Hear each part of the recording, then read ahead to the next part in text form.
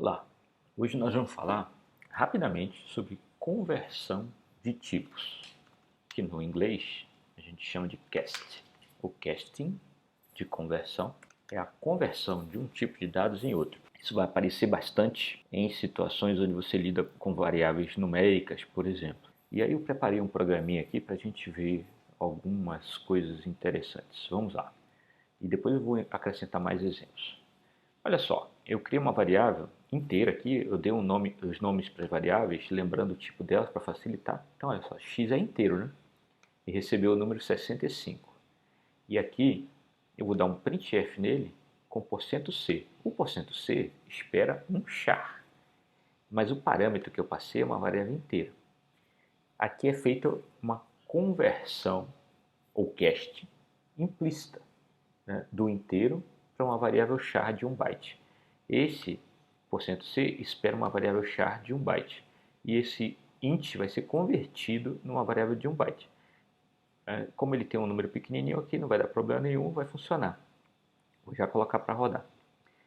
Aqui outro exemplo de conversão bem implícita. Uma variável de 1 byte, que é o char, né? Lembra que char é sempre de 1 byte. Ela recebeu uma variável inteira. Mas como ela está com 65, vai passar o 65 para cá sem erro nenhum. Vou mandar imprimir e vai aparecer o 65. E na impressão eu fiz uma nova conversão aqui. Ó. O normal para imprimir char é assim, a gente aprendeu, HHD. Mas eu coloquei %D. Vocês vão ver que não vai nem chiar nem nada, porque ele vai converter o resultado aqui, o valor do char, né, para inteiro. E vai usar o printf para imprimir. Aqui, mais exemplos de conversão de tipo. Vocês lembram que a divisão de 3 por 2 é uma divisão inteira se as duas variáveis forem inteiras. Né? Olha aqui, ó, o int 3, int, né, o y inteiro 2. Então 3 por 2 aqui é uma divisão inteira e vai dar um número inteiro, que é 1. Esse 1 vai ser passado para o meu float. Aqui é uma conversão implícita de tipos. Aqui é um tipo inteiro, que vai dar 1, e depois vai ser convertido num tipo ponto flutuante. A gente aprendeu como é que armazena ponto flutuante. Aqui está implícita essa conversão. Vai pegar esse dado que estava num formato, que é o nosso inteiro com sinal, aquele complemento de 2 que eu falei lá nas aulas preliminares, e tem uma conversão aqui do dado para float. Existe uma codificação, é tipo um programinha para converter aqui, daqui para cá. Tá? Existe uma conta sendo feita daqui para cá para transformar esse número que é inteiro nesse número que é float. Então, primeiro ele faz a conta com inteiros, depois passa para cá. A consequência disso é que 3 sobre 2 dá 1, é inteiro, em divisão inteira, e eu vou passar 1 para o float. Então, quando eu imprimir, vai imprimir 1. Aqui embaixo, eu fiz uma coisa diferente. De novo, eu estou dividindo a variável x pela variável y, mas eu introduzi uma novidade. Eu coloquei entre parênteses a palavra float. Quando você coloca um tipo entre parênteses na frente de uma variável, na hora de manipular a variável, você está fazendo uma conversão forçada. O que é uma conversão forçada? É um cast. Esse comando aqui me diz o seguinte, ó, você vai transformar esse valor numa variável float. Temporariamente ali vai virar um float. Então o y continua com o valor dele, o valor do int vai ser convertido para float na hora de fazer essa conta. E a divisão de inteiro por float exige que seja feita uma divisão de ponto flutuante. Então ele vai fazer 3 dividido por 2 dá 1,5. Se um dos parâmetros está em ponto flutuante, a divisão fica em ponto flutuante. Então nesse exemplo aqui, a conta vai dar 1,5. Então nesse exemplo aqui, quando eu imprimir, o resultado vai dar 1. E no exemplo de baixo, vai dar 1,5. Então vamos testar essas primeiras conversões. Compilou, né? .cast. Primeira coisa, veja que compilou, ele não reclamou das... você passou um char para um int para char, um float para um int. Não reclamou nada. Olha lá, vamos ver aqui a sequência. Este primeiro azinho aqui, ó, no terminal, ele foi impresso por esse comando aqui, que imprimiu uma variável int, mas que estava com 65, que é o código da letra A, e eu mandei imprimir como caractere, %c. O ASCII 65 é a letra A, por isso apareceu a letra A na tela. a segunda impressão. A segunda impressão, essa variável char, x char, recebeu o valor 65 do inteiro e eu imprimi aqui.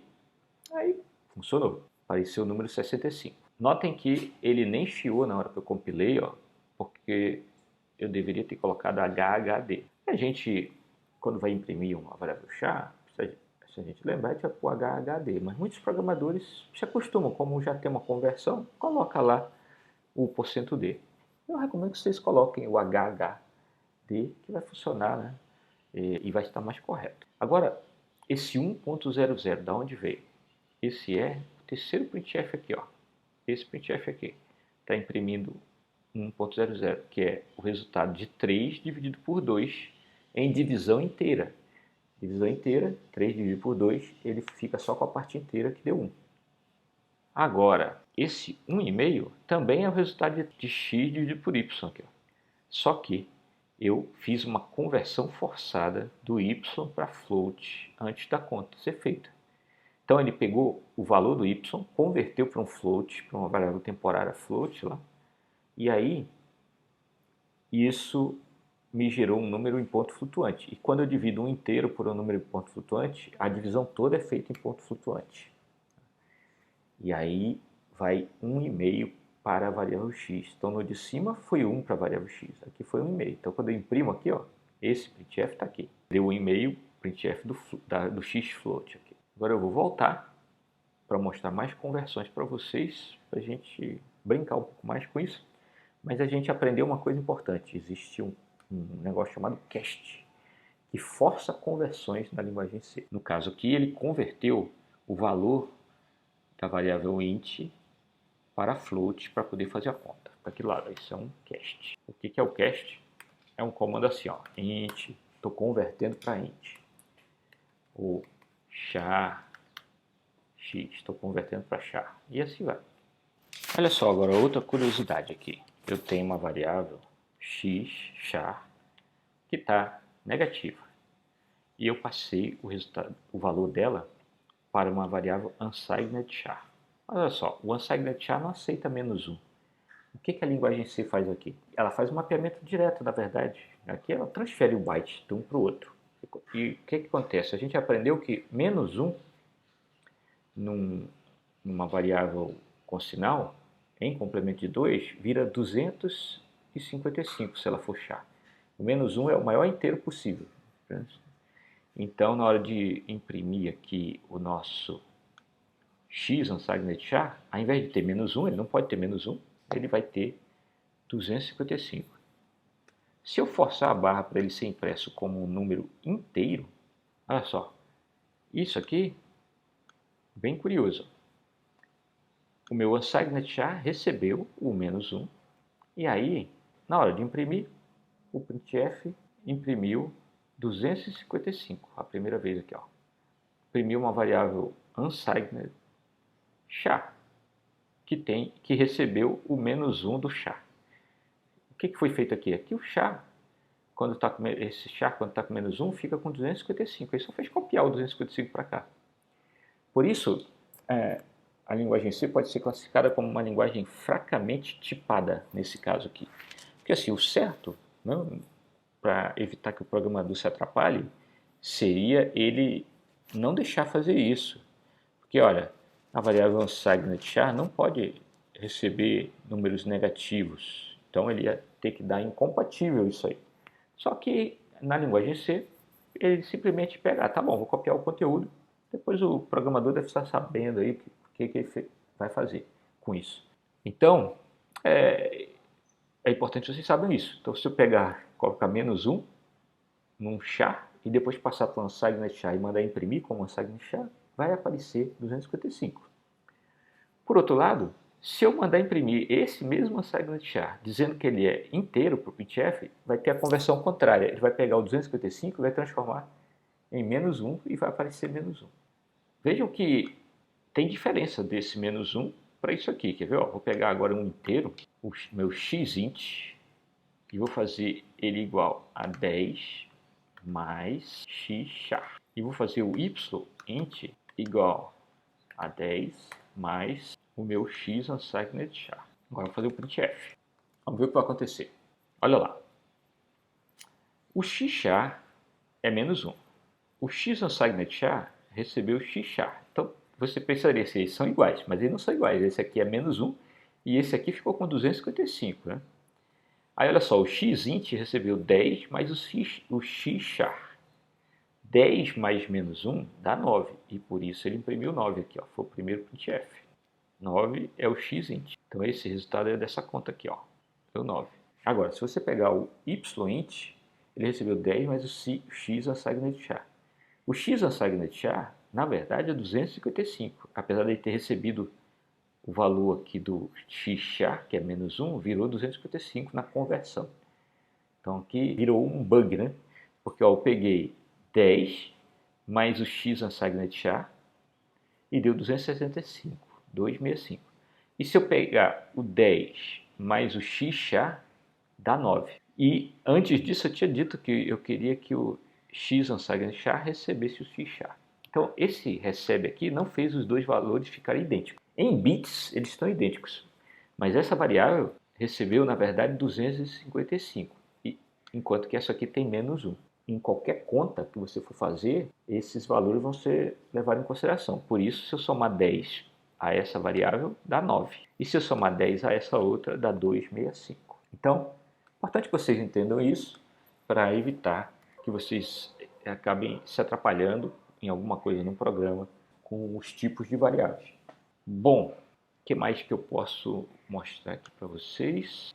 Além disso, tem outras conversões implícitas que a linguagem C faz e faz bem. Por exemplo, eu posso pegar um x double, uma variável double, e fazê-la receber o valor de um x float. Isso vai acontecer sem problema, ele converte automaticamente. Então vai dar igualzinho. Se o x float está com 1,5, o x double vai ficar com 1,5.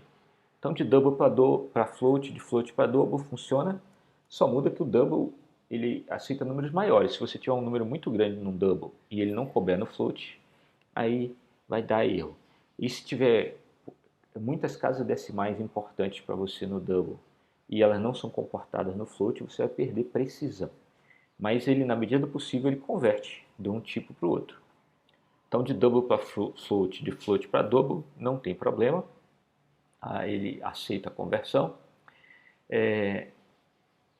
Inteiro e float a gente já viu mais ou menos como é. Vimos aqui o char com a char. Vamos ver o que acontece se eu pegar um float, dividir por outro e depois passar para um int. Lembrando, eu ponho 0.0 para lembrar que isso aqui é uma constante, que é um número real.